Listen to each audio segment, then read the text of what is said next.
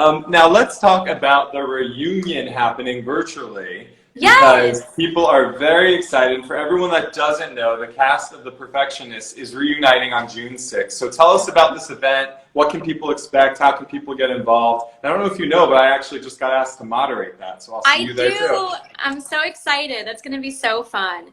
Yeah. Yeah, so we did this for Pretty Little Liars. Time, I don't have a concept of time anymore. So maybe a week ago, maybe 2 weeks ago, but we did it for Cast for Good. And it was so great to do that, and we also, it was for a great cause, and we raised a lot of money for Feeding America, which is wonderful. So Cast for Good asked us if we would do another one with Pretty Little Liars, the Perfectionists, this time for Smile Train, and we're so excited. And I haven't seen some of my cast members, I mean, in probably a year or so. So it's going to be really great to see their faces. And we just really love chatting with fans. We also do this thing on Looped where we can chat with our fans one on one. And that's really, really great because, we're not always offered that opportunity. And while we're in the digital age right now, it's such a great time to connect from wherever we are and just kind of uplift each other. We're all in this together and this is crazy. So it's wonderful to be able to kind of have like a joyous reunion and an occasion where we can chat with people all the while raising money for Smile Train, which is such a great cause. So I've posted about it. People can go to my last Instagram. It's got the website, all the information. Tickets are on sale now, and we go live on June 6th. Amazing. Guys, you don't want to miss this. It's really, really fun. I love that you all are doing it. Like you said, it's a great cause, and it's an opportunity to see you guys all together. And guys, you can write in and ask your own questions Yeah. during the event. Yeah, we'll answer lots of questions. And also just kind of like give you some fun behind the scenes, which everybody loves. Like I love hearing behind the scenes stuff that's happening with like my favorite shows. So we're super excited. I love that. And let's talk Mighty Oak Movie, which Yay! looks very exciting. So for everyone that doesn't know, what is that about? Where can people watch it? Fill us in. Yeah, so Paramount just bought our film Mighty Oak. We're so excited. We feel very grateful. It was just a tiny little indie that we did last February. Or was it the February before that? I don't know. But anyway, we're very happy that they bought it. So June 5th, it's going to be out in, yay, people are excited. Thank you. June 5th is going to be out in drive-in theaters across the country. So in the States first. So if you're itching to get out of the house, please find out if it's playing near you, bring your family, and just get out there. Then after that, it'll be expanding to movie theaters when they start to reopen, and then straight to streaming. So everybody will get to see it at some point. And basically, it's this beautiful little film that has a lot of heart. It's about loss and finding love again after loss, and hope and broken people coming together to form a family. And you will cry, but I promise you, like, the ending is so uplifting. And I'm so grateful that this movie's coming out right now, which sounds crazy. But I think it's an uplifting movie that we all need right now, with such a beautiful message.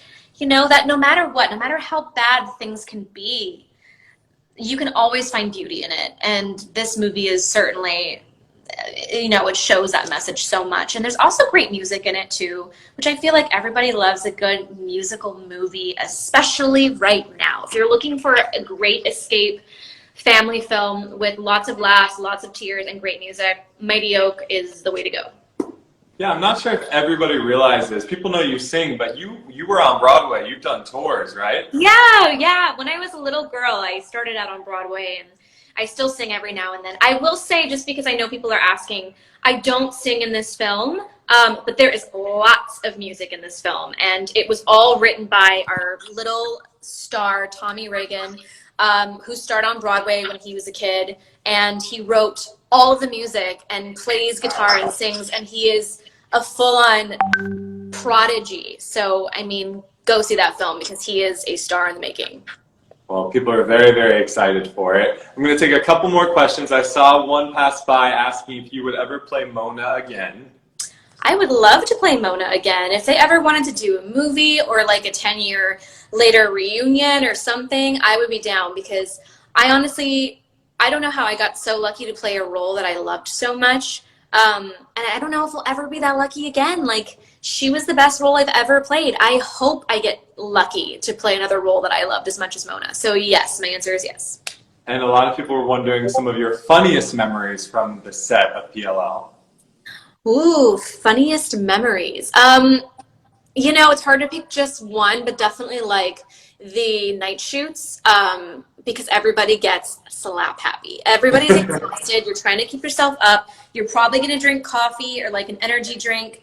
3 a.m. rolls around and everybody's just giddy. And so sitting backstage trying to keep each other awake, like the things that we've said and the stories we've told and like the amount of giggling for no reason, like priceless memories. That's so much fun. And this is a fun question. If you could play any other character, who would it be? Oh, okay, so I've answered this one before. I like this question. I said Allison, and the reason why is because apparently I'm just drawn to those complicated characters. I think they're more fun to play when you have so much to like play with, so many layers. And I just thought Allison, what a delicious character to play with. So I would have loved to play her. That is a fun question. And yeah, I could see that. You like these really interesting, complex roles. It's more fun. Yeah, that's so much fun. You've done so much in what I think is such a short period of time. What are some of the things that excite you when you think about the future? Wow. Well, I would love to do things I haven't done before. So that would include comedy. I haven't done really a lot of comedy. Mighty Oak has some comedy in it, but I think it'd be really fun to like be on a show for a while that is comedic. I think that would be awesome. I would love to do a musical film. I mean, this movie has music in it, but I would love to do a true musical film. We burst into song and sing what we're feeling. That would be a dream, or a TV show. And I would actually really like to go back to Broadway now that I'm an adult. I think those are my dreams. That's awesome. Come to New York. That would be so fun. I would love to come to New York. I miss it. Oh, Broadway. Oh, that's so fun. I know. I hope they get back. I mean, I don't know when. No. We'll get back. It might take a little while, but we'll get back there. It will happen. And a lot of people are asking how quarantine life is going for you and any advice to just stay happy and healthy. It changes week to week, as I'm sure it does with everybody. There are good weeks, there are bad weeks. When I have bad weeks, I just try to like get myself into something that I haven't done before. So on a bad week, I got myself into cross stitching, and that really was great because it's just like a fun, creative way to zone in and zone out. You have to focus, but that's all you can focus on. So it's like almost like a mindless thing. Recently, I got into playing Animal Crossing because I needed something new to obsess about, or obsessing about new shows. So it changes week to week, but I think it's just like giving yourself the best day possible, because what else are you supposed to do? I mean, you could sit there and just be like, this sucks. And trust me, there are days I do that. But for the most part, I'm just like, well, what can I do to give myself a good day? Because we're going to have a lot of them. Yeah, absolutely. And how is marriage going and your relationship? A lot of questions about that. Yeah, he's the best. I've been in a lot of relationships in my 20s trying to figure it out, because that's what you do, right? You got to kiss a lot of frogs till you find your prince. Right, exactly. But a lot of frogs.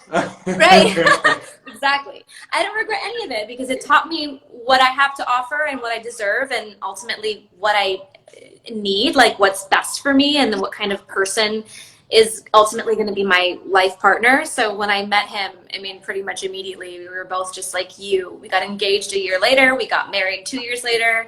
And it's wonderful. So he's actually an essential worker. He is a chemical engineer, and he works in a water plant where they like clean water for hospitals and stuff. So he is gone most of the day, and I'm quarantined by myself with my dog. So when he comes home, even though he's like exhausted, I'm just like crazy. I'm like, talk to me, play with me, tell me you love me. Yeah, you need that human interaction. Exactly. But yeah, he's the best. He really is. Your wedding looked beautiful in Hawaii, by the way. Oh, thank you. It was wonderful. Like, it literally started raining during our vows, and it was a magical moment.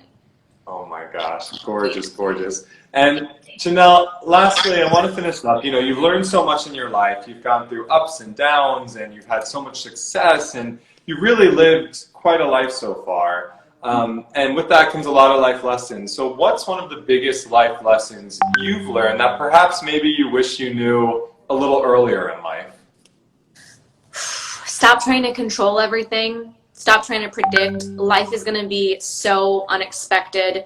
There's no way that you could possibly know what tomorrow brings, so stop stressing about it. Again, easier said than done. I still have bad days, but it's the one life lesson that I'm still really trying to like teach myself every day.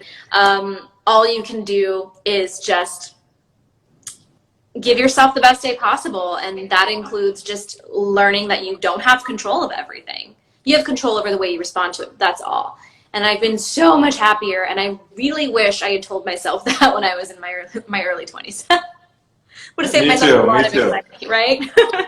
I know, but that's great advice, and it's something that it's never too late to learn, and I hope that helps many people. That's something I also always have to remind myself, so it's important. Yeah, absolutely. Well, Janel, it was so nice talking to you. Sorry about the little technical glitches No, we had I'm sorry. earlier. I think it was on my end, but I'm glad we figured it out, and thank you so much for having me.